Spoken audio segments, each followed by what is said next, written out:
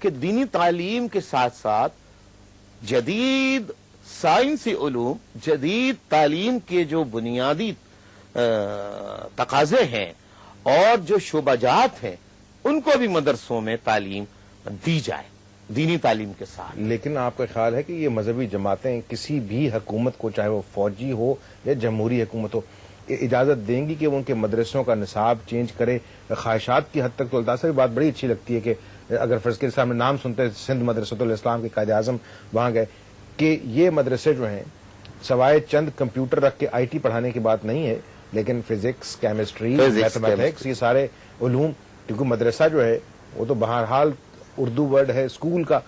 تو یہ آپ سمجھتے ہیں یہ اجازت دیں گے کہ نصاب جو ہے وہ حکومت ڈٹرمن کرے جس طرح وہ ایجوکیشن سسٹم کا کر رہی ہے؟ حکومت انہیں ہاتھ کیوں نہیں ڈالتی؟ حکومت کو کرنا چاہیے یہ، اور جو علماء جو physics, chemistry, biology, bio chemistry, physiology,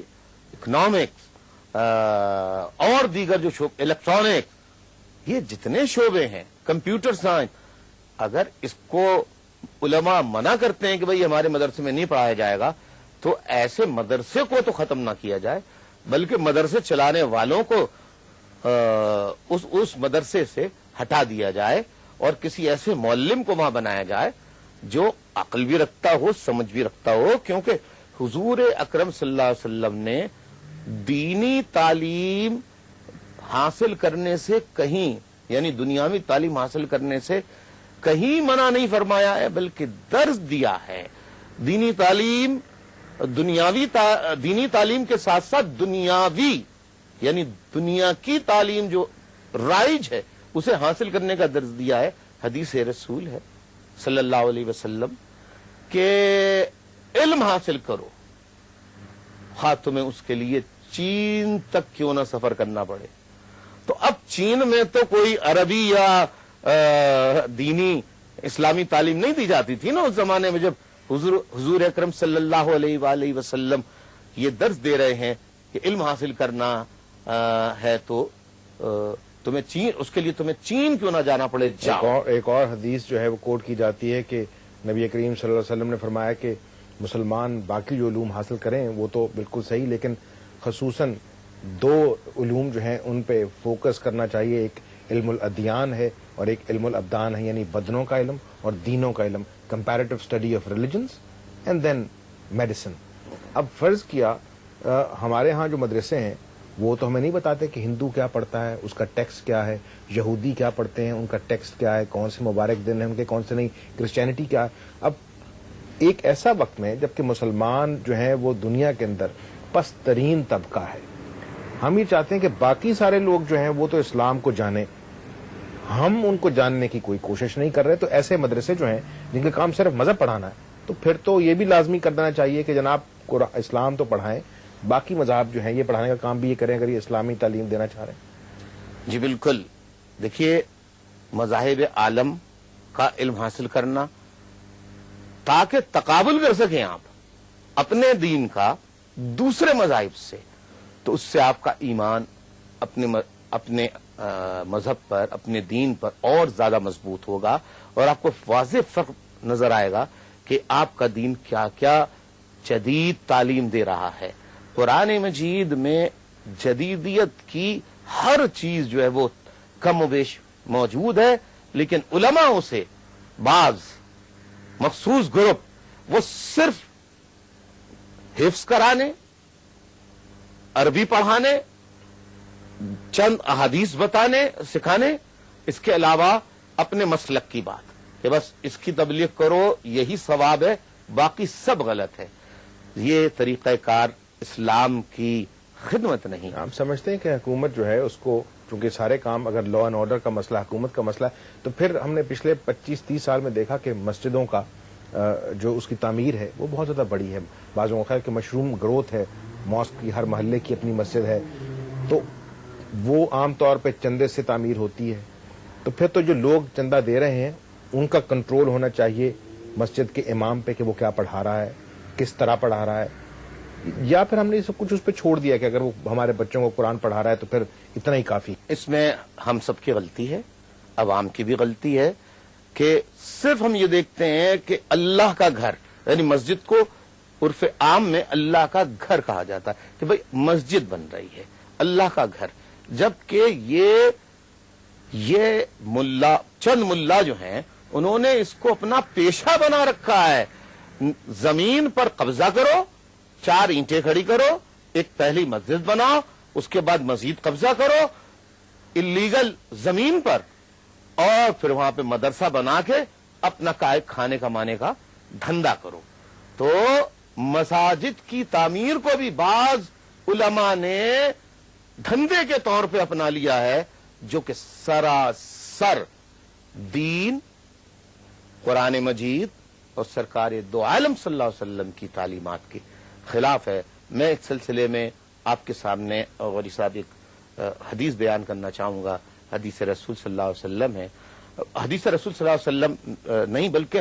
حضور اکرم صلی اللہ علیہ وسلم کا ایک واقعہ۔ حضور اکرم صلی اللہ علیہ وسلم نے جب یہ دیکھا کہ جو مدینہ منورہ میں جو مسجد ہے وہ اب نمازی اتنے زیادہ بڑھ گئے کہ وہ چھوٹی پڑنے لگی ہے، تو آپ نے صحابہ سے ڈسکس کیا اس مسئلے پر کہ اس مسجد کو وسعت دینی چاہیے، بڑھانا چاہیے۔ لیکن کیسے مسجد بڑھائی جاتی؟ کیونکہ آگے کی جو مسجد کے باہر کی جو زمین تھی وہ تھی یتیموں کے نام پر کچھ، تو ان یتیموں سے بات کی گئی، تو انہوں نے کہا کہ مسجد کو بڑھایا جا رہا ہے، تو انہوں نے کہا ہم اس کو مسجد کی نظر کرتے ہیں۔ تو حضور صلی اللہ علیہ وسلم نے کہا نہیں، مسجد کی تعمیر اور تمہاری زمین میں صرف اس لیے لے لوں جو تمہارا حق ہے؟ نہیں۔ لہذا حضور صلی اللہ علیہ وسلم نے باقاعدہ جو زمین ان یتیموں سے لی، تو وہ لی نہیں، خریدی باقاعدہ، اس کی رقم انہیں ادا کی۔ لیکن ہمارے ہاں کتنی مساجد جو ہے وہ باقاعدہ پیسہ دے کر، جگہ خرید کر بنائی گئی ہیں، بہت تعداد اس کی کم ہے۔ زیادہ تر مساجد تو 4 اینٹیں رکھ کے صرف دھندا کرنے کے لیے بدقسمتی سے بعض علماء نے بنا لی ہیں، اور یہ عمل کسی طرح بھی غوری صاحب ملک کے لیے یا اسلام کی خدمت نہیں ہے۔ تو کیونکہ جب دھندے کی نیت ہوگی تو پھر تعلیم بھی غلط دی جائے گی، وہاں اچھی تعلیم نہیں دی جائے گی۔ اگر ہم واپس آ سکیں، خواتین کے حقوق کی بات چل رہی تھی، پاکستان جو ہے انٹرنیشنل میڈیا میں بہت زیادہ بدنام ہوتا ہے اور بار بار بدنام ہوتا ہے، فورس میرجز کے ایشو کے اوپر، کاروکاری کے ایشو پر، آنر کلنگ کے اوپر، غیرت کے نام پہ، اور بعض اوقات یہاں تک واقعات آئے ہیں کہ ججز جو ہیں انہوں نے فیصلہ دیتے ہوئے کہا کہ اگر ماں باپ نے اس طرح کر دیا ہے تو شاید اس طرح انہوں نے صحیح کیا ہو، ناک کٹ گئی ان کی ماں باپ کی۔ تو اس کے اندر تو پھر اسلام کہیں نظر نہیں آ رہا، وہ حقوق جو بالغ عورت کو اسلام دیتا ہے وہ تو کہیں نظر نہیں آ رہے، اور اسٹیٹ نے بھی الطاف صاحب آج تک، اب 60واں سال شروع ہو گیا پاکستان کی عمر کو، کوئی خاص کام نہیں کیا۔ آپ بالکل درست فرما رہے ہیں غوری صاحب۔ دیکھیے، ہم اسٹیٹ تو نہیں ہیں، ہم کولیشن پارٹنر ہیں، لیکن بہت اہم کولیشن پارٹنر، اہم کولیشن پارٹنر ہیں، بالکل درست ہے۔ لیکن ہم آپ کو یقین دلاتے ہیں، اور جیو کے اس پروگرام کی تاریخ کو جو ناظرین دیکھیں وہ نوٹ کر لیں، ہماری حکومت آئی تو ہم یہ سارے قوانین بنائیں گے، اور اس خواتین پر ہونے والے جبر اور ظلم و ستم کو ہم قانون کے ذریعے روکیں گے، اور اگر ہم ایسا کرنے میں ناکام رہے یا نہ کر سکے تو پھر ہم حکومت سے علیحدہ ہونا پسند کریں گے، صرف دکھاوے کے لیے،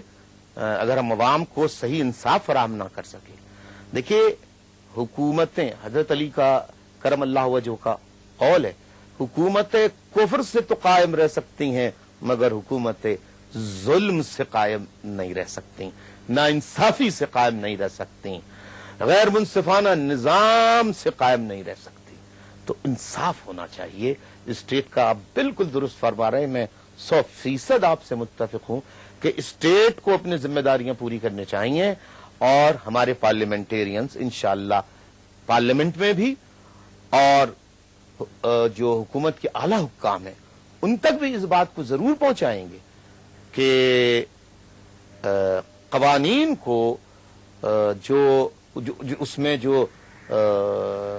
ویکنیسز ہیں، جو کمزوریاں ہیں، اس کو دور کر کے ختم کیا جائے اور خواتین کا تحفظ عام کیا جائے۔